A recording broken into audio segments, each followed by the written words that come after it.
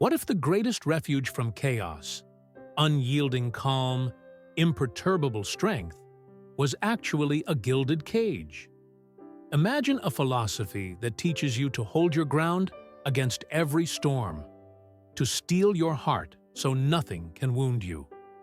For centuries, Stoicism has offered that promise. From the marble halls of ancient Athens to the midnight journals of an emperor beset by plague and war, its creed has stood as the ultimate bulwark against suffering. But there was one man, Friedrich Nietzsche, who saw in Stoicism not freedom, but betrayal. He called it a retreat from life's most vibrant forces, a revolt of weakness masquerading as virtue. What hides behind our virtues may be uglier than any vice, he thundered. To Nietzsche, the tranquil wisdom of Epictetus and Marcus Aurelius was less a path to liberation and more a resignation, a denial of the passions that fuel art, desire, and tragedy. And so begins our journey into the heart of a philosophical conflict that still reverberates today. We will trace Stoicism's rise, its seductive promise of invulnerability. We will follow Nietzsche's restless intellect as it shattered every moral pretense, demanding we embrace chaos. We dare to affirm life in all its fury. Why did Nietzsche reject the very ideal that countless seekers have turned to for solace? What did he fear in the Stoic's serene gaze, this sculpted calm that never faltered? And what does his critique reveal about the perils of denying our own depths? In the echo of ancient pillars and the fevered scribbles of a solitary scholar, we find our question: can we live without passion, without pain, and still call it life? Or does true strength lie in embracing the wild, unruly forces within us? The answer lies buried in Nietzsche's scorn for Stoicism, a scorn born of love for life at its most untamed. Let us descend now into the shadow of Stoicism. We stand at the threshold of a tradition that promises mastery over chaos, a school of thought forged in the marketplace of Athens, tempered by exile and empire, and distilled into a guide for conquering every storm of fate. This is Stoicism, and its architecture rests on three unshakable pillars. First, the dichotomy of control. At its core, Stoicism teaches that while we cannot command the winds and waves of circumstance, we can govern our judgments. Life will buffet us, illness, betrayal, loss. But true ruin comes only when we surrender our inner citadel by labeling events good or bad. The Stoic challenge is ruthless. Accept what lies beyond your power and devote your strength to the one thing you can change: your own mind. Second, the pursuit of apatheia, or inner tranquility. Not numbness, but a serene sovereignty over passion. Epictetus, a former slave turned sage, insisted that only by refusing to be enslaved by anger or fear could we secure genuine freedom. Seneca, writing letters by candlelight, urged us to build an unbreakable fortress where joy and grief alike are met with equanimity. For Stoics, emotions are like thunderstorms passing over a still lake, acknowledged but not allowed to churn the depths. Third, the ethical mandate to live in accordance with nature. This is not a call to commune with forest spirits, but an insistence that human beings are rational animals bound by reason and community. Marcus Aurelius, the philosopher-emperor, reminded himself in the middle of warfare that nature does nothing without purpose. Every hardship, every twist of fortune is an opportunity to exercise virtue. Courage when threatened, justice when confronted with injustice, temperance when desires run wild. These pillars formed a philosophy that appealed to slaves and kings alike. Zeno of Citium lectured under the painted colonnade of the Stoa Poikile, drawing disciples with his promise of indomitable calm. Seneca counseled an emperor yet found solace in private essays. Marcus Aurelius carried his notebook into battle, his pen as sharp as any gladius. Stoicism promised a life of steadfast strength, a luminous ideal in an unpredictable world. Its tenets spread from marble forums to midnight scribbles on wax tablets, evolving into a manual for modern resilience. Yet, for all its power, there lurked a tension. Could true life be reduced to measured calm, disciplined restraint, and rational acceptance? This question loomed large when Nietzsche turned his gaze on the Stoic fortress, ready, as we will see, to shatter its walls in his relentless pursuit of human exaltation. In the dim dawn of September 1844, a boy named Friedrich Nietzsche drew his first breath in the small town of Rejection, Germany. From his earliest years, the world revealed itself to him as a tapestry of beauty and pain. His father's sudden death, a prelude to a lifetime marked by both brilliance and suffering. Nietzsche grew into a scholar of uncanny gifts, mastering Greek and Latin with ease. By his mid-20s, he was appointed professor of classical philology at Basel, destined for academic greatness. Yet, beneath the veneer of promise lay an ever-present ache. Migraines that struck like lightning, stomach cramps that twisted his days, and an isolation that no lecture hall could pierce. Amid this fragile health, Nietzsche retreated into the only realm he could command, his own mind. He poured himself into feverish manuscripts, the birth of tragedy, upended academic norms by celebrating the primal Dionysian spirit beneath Greek form. Human, all too human, tore down received moralities with a surgeon's precision. Here, we glimpse the crucible in which his revolt was forged. Nietzsche saw in Stoicism's austere calm an abdication of life's essential tumult. Where Epictetus preached serene endurance, Nietzsche heard a surrender of will. Where Marcus Aurelius sought inner citadels, Nietzsche sensed a denial of the very flames that animate creativity and passion. Driven by this insight, Nietzsche refined his doctrine of the will to power, not a mere lust for dominance, but an existential force propelling every living being towards self-overcoming. He extolled the Dionysian embrace of chaos. For Stoics, life's storms are to be met with equanimity. Don't wish for events to happen as you desire, Epictetus wrote. Wish for them to happen as they do, and you'll find peace. This is resignation as strength, the sacrifice of passion at the altar of tranquility. If pain arrives, welcome it as a teacher. If loss strikes, regard it not as an enemy, but as a test of character. In this world, virtue is a fortress carved from self-control, and emotions are prisoners to be restrained. Nietzsche heard these words and recoiled. To him, apatheia was not the apex of human flourishing. It was its denial. He saw Stoic calm as a deathly pall, laid over life's wild pulse.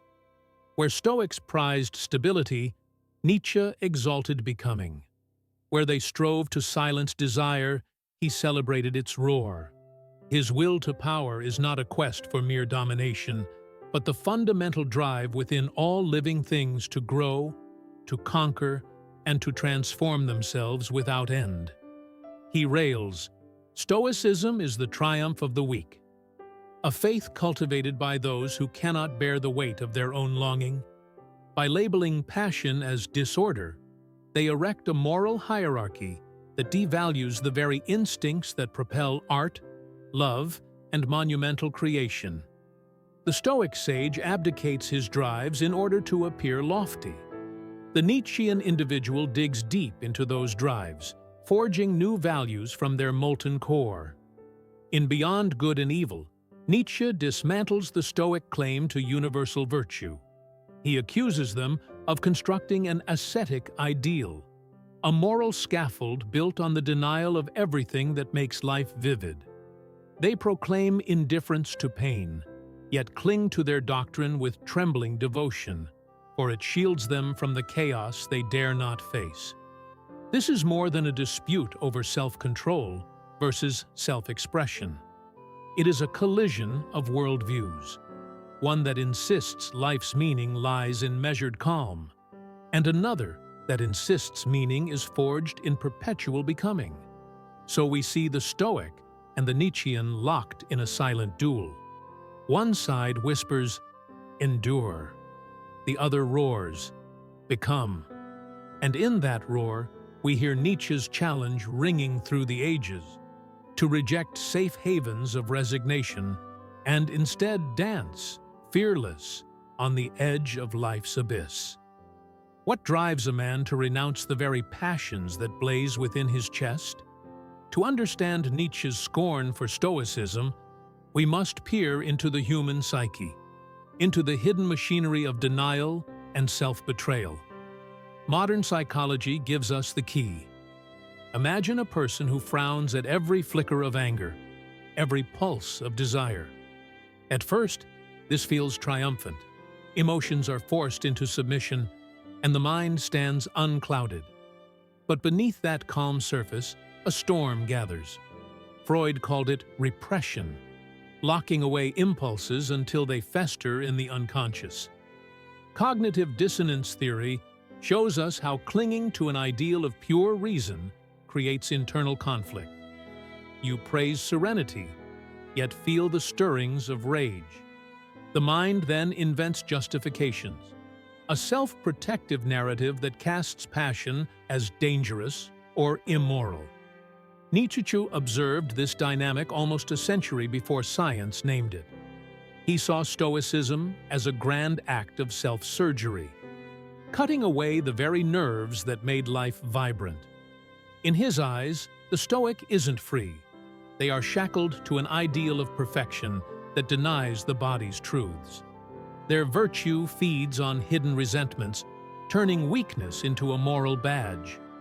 Anger is labeled irrational, then secretly nurtured as a festering wound beneath a polite exterior. Clinical psychologists confirm what Nietzsche intuited. When we treat emotions as enemies, we fragment ourselves. Shame seeps into every corner of the soul, eroding authenticity. We learn to mistrust our impulses, to view them as threats requiring discipline rather than as messengers bearing urgent truths. Creative energy, desire, grief, all become liabilities to be neutralized. And yet, those same currents are the wellspring of art, innovation, and courage. Nietzsche's concept of the will to power captures this paradox. Life's force is neither moral nor immoral, but inherently dynamic.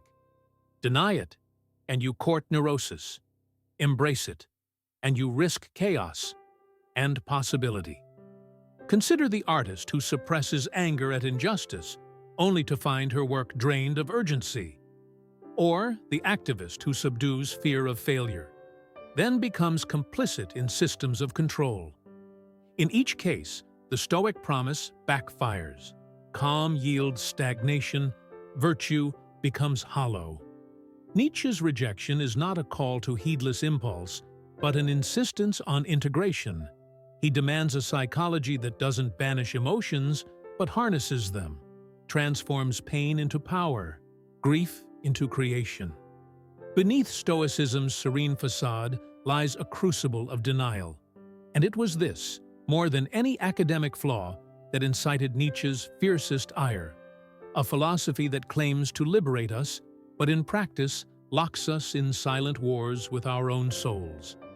As Nietzsche's hammer shattered Stoicism's calm facade, ripples of his revolt spread through the intellectual currents of the 20th century, sparking fresh contests over freedom, authority, and the very meaning of truth.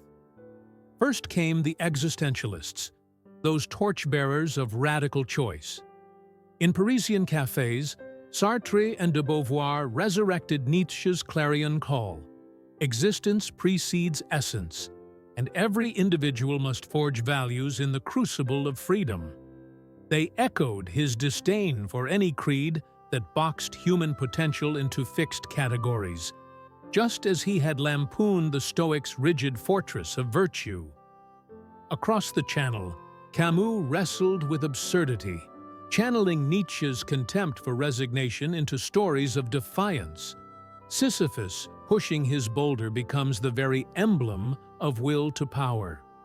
Meanwhile, in the lecture halls of Frankfurt, critical theorists absorbed Nietzsche's suspicion of mass conformity. Adorno and Horkheimer saw in Stoicism's self-discipline a parallel to the culture industry, the passive acceptance of prepackaged ideas. Their critique of instrumental reason and the commodification of the self mirrors Nietzsche's warning. A philosophy that claims to free you from passion can just as easily bind you to the machinery of control. Across the Atlantic, the American pragmatists, James and Dewey, took a tempered approach, emphasizing action over dogma. They embraced Nietzsche's dynamism but rejected his more radical proclamations, proposing instead a philosophy that learned from failure and adapted through community inquiry.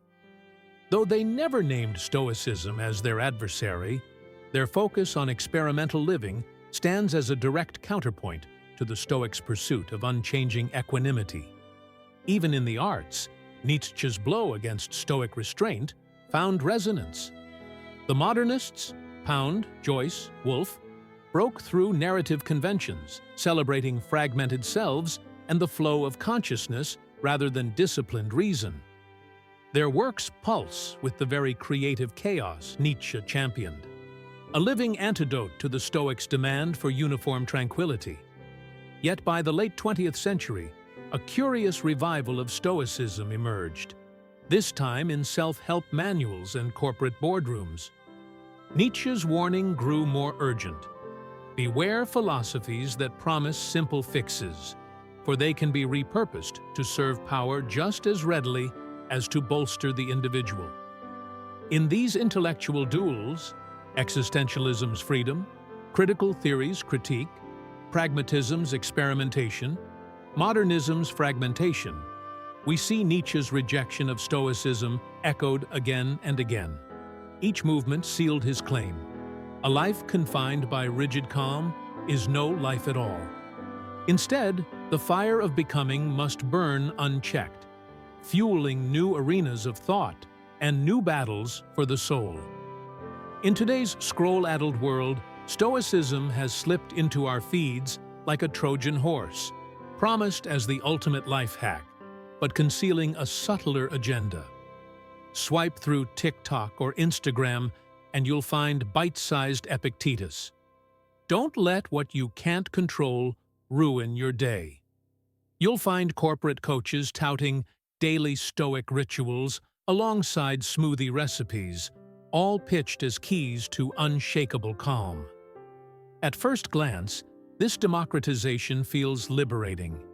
Who wouldn't want 10 seconds of serenity between meetings, or a mantra whispered in the chaos of a notification barrage?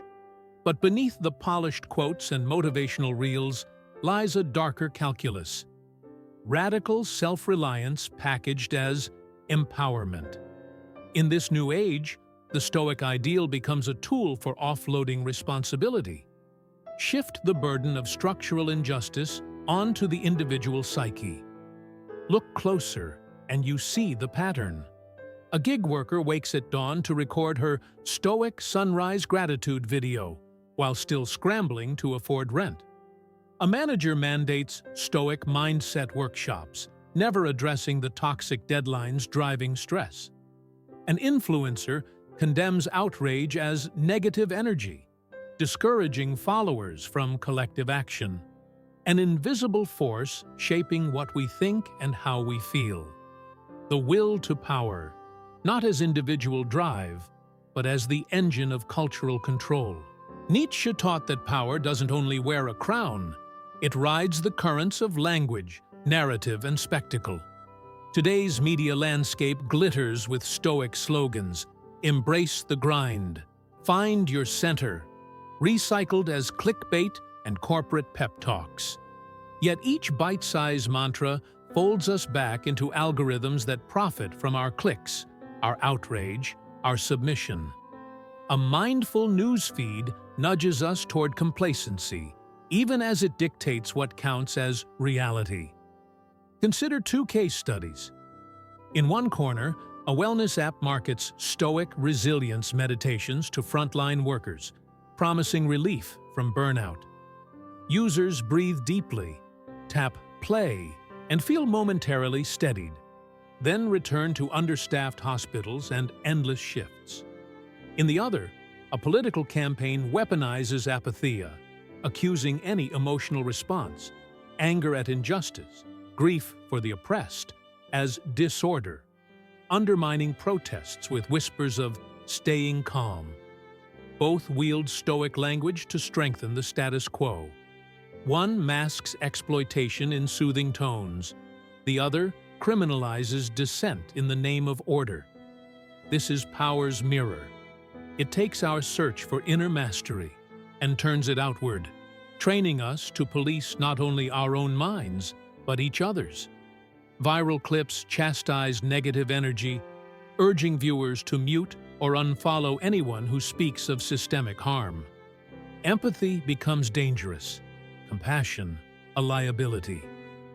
The will to power here is subtle, an omnipresent feedback loop that rewards conformity and punishes honest expression. Nietzsche would recognize this as the ascetic ideal rebranded for the information age, a creed of self-denial that, rather than freeing us, binds us ever tighter to institutions and platforms.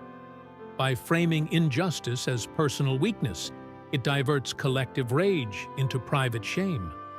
Its greatest triumph is that we begin policing ourselves, never questioning the structures that profit from our silence. Yet, the will to power also contains its own antidote: awareness. When we spot the mirror's distortion, we glimpse the mechanics of manipulation. We learn to redirect our indignation, not inward but outward, toward those who spin narratives for gain. We reclaim Stoic insights not as tools of submission, but as weapons for strategic focus, identifying what we can change and refusing to cede our agency on any platform or podium. In this battle for the psyche, Nietzsche's challenge echoes louder than ever: to see beyond the polished image, to resist becoming mere reflections in power's glass, and to harness our will for authentic creation, shattering the mirror and forging new visions of freedom. And so we arrive at the open road beyond dogma, the point where Stoic denial and Nietzschean chaos both fall away, leaving only one question: how will you live? Nietzsche loathed Stoicism's fatal calm because it muted life's full spectrum, yet he also warned that pure will without reflection can become reckless ruin. What if we honored both insights? Imagine an ethos that refuses to silence our passions, yet never surrenders to them without thought. A life in which grief is felt deeply, desire pursued responsibly, and anger channeled into justice. This is not a new philosophy, but a personal experiment, a willingness to feel the sting of loss and the thrill of creation in equal measure. We needn't erect an inner fortress against every emotion, nor surrender entirely to the storm. We can cultivate awareness, recognize what lies beyond our control, and invest our energy in the only realm that truly matters: our intentional choices. We can forge values that arise from our unique struggles, rather than inherit someone else's creed. Nietzsche's final gift was this: to reject any easy refuge and demand we become artists of our own lives. So step beyond rejection. Embrace your depths, light and dark alike, and shape your own path. In the tension between restraint and abandon, you will find your most authentic self. That, ultimately, is the true will to power.